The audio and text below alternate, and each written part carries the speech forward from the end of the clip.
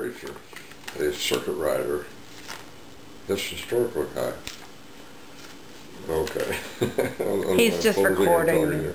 No, keep talking, keep talking. Yeah, keep talking, okay. So, Theophilus Koenig was a relative of yours, but he put into genealogy. Theophilus. And your mother had a sense of humor.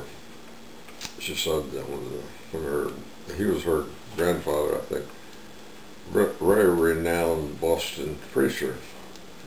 He migrated from England, and she said he was so holy that he walked over. He'd come in the book. And she said when he was born, they named him Theophilus, and the doctor looked down and said, Theophilus, that's the awfulest looking baby, Theophilus looking baby I ever saw. Anyway, so here I am recording a Boston woodlot, and son of a farmer out in Oklahoma, wherever that is. Well, you look interested, okay? This is kind of a funny story. So, anyway, Ruth and I were going to get married. We were in college together. I'd been in the war 3 years. I came out of the war and enrolled at the University of Florida because I was stationed down there during the war. And I met Ruth. And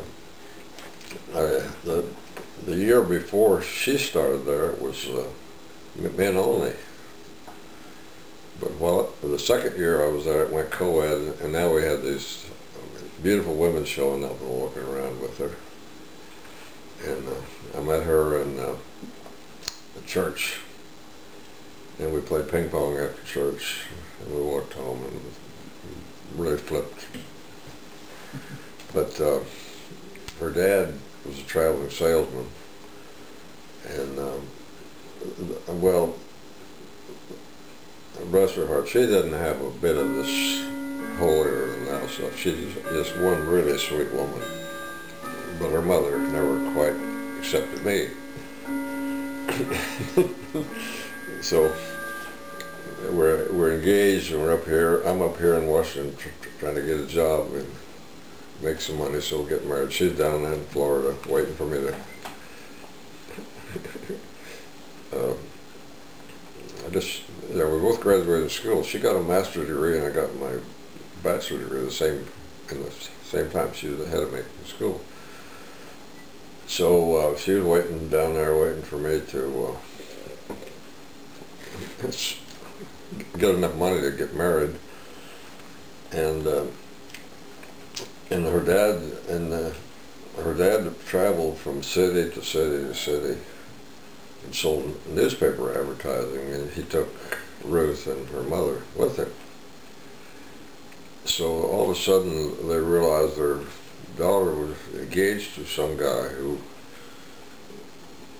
his parents lived on a farm somewhere out in Oklahoma. And they were traveling across the country. I think they stopped in Wichita or Kansas City or somewhere, and they said, I was back here writing letters back and forth, but they decided to check me out. So they drove out to the farm unannounced and introduced themselves to my dad and mother. I didn't know they're coming. They didn't know they're coming. Anyway, to see what it was like. Well, things were pretty grim. They lived on a farm, and we had an outhouse, and Dad and Mom and I was back here with my dad and mother and my young brother and little brother and little sister all in there in the house. So, oh, glad to see you. Come on in. Well, they came in, and my folks started fixing dinner. Very sociable, you know. Just bring. I don't think I would do that. Anyway, they showed up. Mom and Dad invited dinner. What are we going to have for dinner? They said, Okay, so I guess we better kill a chicken. That's my mom and dad talking. So they sent my little sister out to catch a chicken. So while the parents were sitting there very sociable and getting acquainted, what my little sister was chasing this chicken around the house, squawking. Finally caught him, chopped his head off, and cooked him, and then all of a sudden the chicken dinner. I don't think my mom really ate much of it. She didn't. Well, then the thing get kind of grim. I don't know whether Ruth had ever been in an outhouse or not, but she inquired, and my little sister, rest her soul, like, where's the bathroom? And my little sister, oh, I'll show you. So she took her out to the outhouse, and there was 3 holes, and they both sat there and conversed, had a great time. And they told me about it afterwards. So that was, but it kind of put a damper on my snooty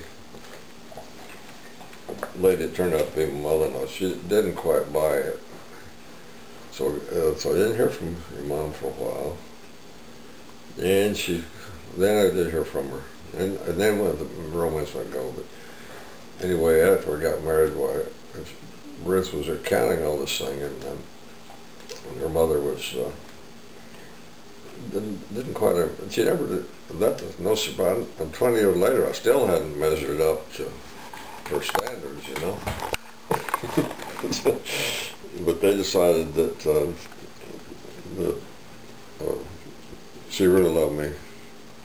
So back to the wedding, we had the wedding. I went down to Florida and we got married, and everybody's happy in it. But her husband died, and then she came with. She survived Ruth for about yeah, because I remember her several years, and this sweetheart that I'm married to now took her in, cared for her, and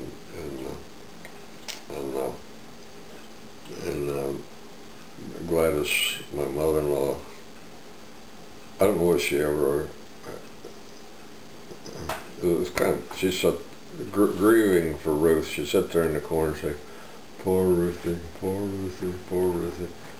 And she always referred to Emma as the lady, never as my wife. Although I think she came to the wedding. I don't know. She was invited to the wedding. That's quite. I think it's. And boy, we've had 26 years of just super duper. Nice story. I haven't heard all that. Huh? Yeah, I hadn't heard all that one. I haven't heard all of that story. You hadn't heard that? No, we just hear about radar. I didn't know about the sister chasing the chicken around and About the 3-seated outhouse. I do remember the outhouse.